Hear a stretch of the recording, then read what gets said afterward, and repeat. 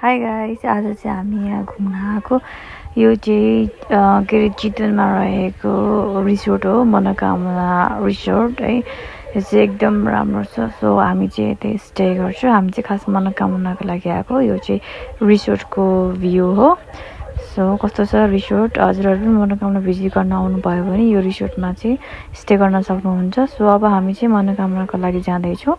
हामी चाहिँ यो रिसोर्टबाट चाहिँ 10 मिनट वकिङ गरेर मनोकामना जाँदैछौँ। र यो चाहिँ के अरे रिसोर्टबाटको अन द वे हो होइन। हामी चाहिँ हिँड्दैछौँ। अब हामी चाहिँ मनोकामनाको वे पुग्दैछौँ। र हामी यो मनोकामनाको इन्ट्रान्सबाट भित्र छिरिसक्यो। यो चाहिँ मनोकामना जाने ठाउँ हो। एज यु क्यान सी है, पुरै भर्याङ छ, भ्यूहरू देख्न सक्नुहुन्छ।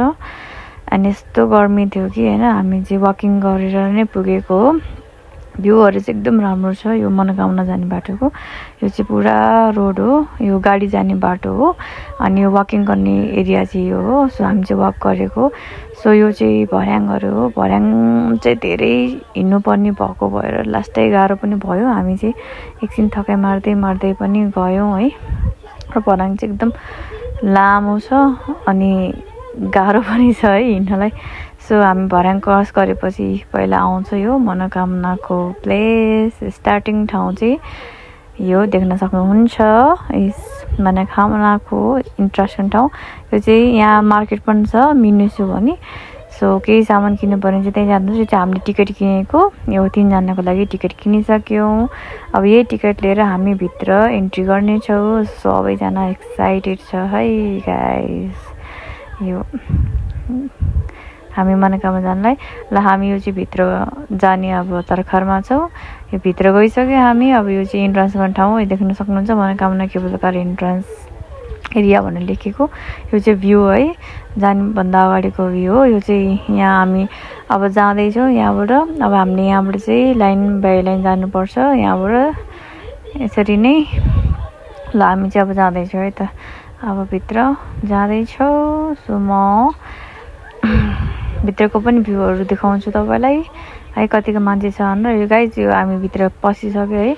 अब हामी चाहिँ मनोकामना केबल कार चढ्ने तर्खरमा छौँ। यो चाहिँ पुरा मान्छेहरू धेरै थियो। हामी जाने बेलामा चाहिँ एकदम क्यु थियो। यो चाहिँ सब इन्डियन टुरिस्टहरू हो।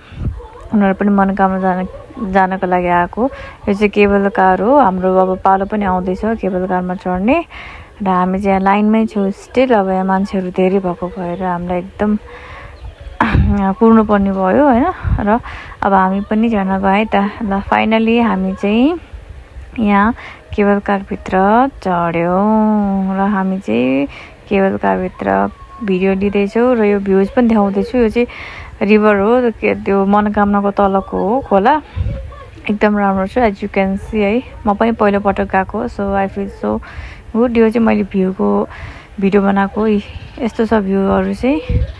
ल रमाइलो छ है। अरू कोही जाने आउने भइरहेछ केबल कारमा। र फाइनली हामी केबल कारबाट निस्किसक्यौँ। अब यो चाहिँ निस्किएको ठाउँ हो। अब हामी चाहिँ मनोकामना माताको तर्खर जाँदैछौँ। र अब हामी जाँदैछौँ। र यो चाहिँ हामी एउटा म पूजा गर्नको लागि सामान किनेको हो। र यो सामान किन्दाखेरि चाहिँ हामीलाई धेरै स्क्याम भयो है। अब कति 200 भनेर हामीलाई चाहिँ एकदम ठग्यो है त। अब यो चाहिँ त्यहाँको भ्यू हो, मनोकामना जानेको भ्यू हो। So as you can see है, वरपर तपाईँहरूलाई सामान चाहिने किन्न सक्नुहुन्छ। फ्यान्सी टाइपको छ है। सो हामी चाहिँ जाँदैछौँ। अलि वक गर्नुपर्छ यो मन्दिरसम्म पुग्नको लागि चाहिँ। फाइनली मन्दिर चाहिँ आउँदैछ है। ल हेर्नुहोस् गाई, यो चाहिँ मनोकामना माईको मन्दिर हो। द फर्स्ट टाइम मलाई पनि रमाइलो लाग्यो, दर्शन गर्न पाइयो। क्यान सी है। अब सो हामीले चाहिँ मनोकामना त्यहाँभित्र भिडियो खिच्न एलाउ नभएको भएर हामी चाहिँ दर्शन गरेर फर्किसक्यौँ फेरि है। र हामी चाहिँ फेरि अब फर्किने टिका लगाएर दर्शन गरेर फर्किँदैछौँ। अब त्यो मनोकामना झरिसकेपछि हामी चाहिँ वकिङ गरेर हिँड्दैछौँ माथि। फेरि त्यही भर्याङ आउँदैछौँ। र म भ्यूहरू पनि देखाउँछु तपाईँलाई अलिकति भए पनि। यो चाहिँ डाँडा हो। र फाइनली हामी चाहिँ आफ्नो रिसोर्टमा आइसक्यौँ है मनोकामना दर्शन गरेर। यो चाहिँ अब हाम्रो रिसोर्टको लास्ट डे हो। अब कसैलाई मनोकामना दर्शन गर्न आउनु छ भने यो मनोकामना रिसोर्टमा चाहिँ गएर बस्नु होला है। Thank you so much guys for liking my video and please give a likes and subscribe my channel. Thank you, bye bye, have a good day.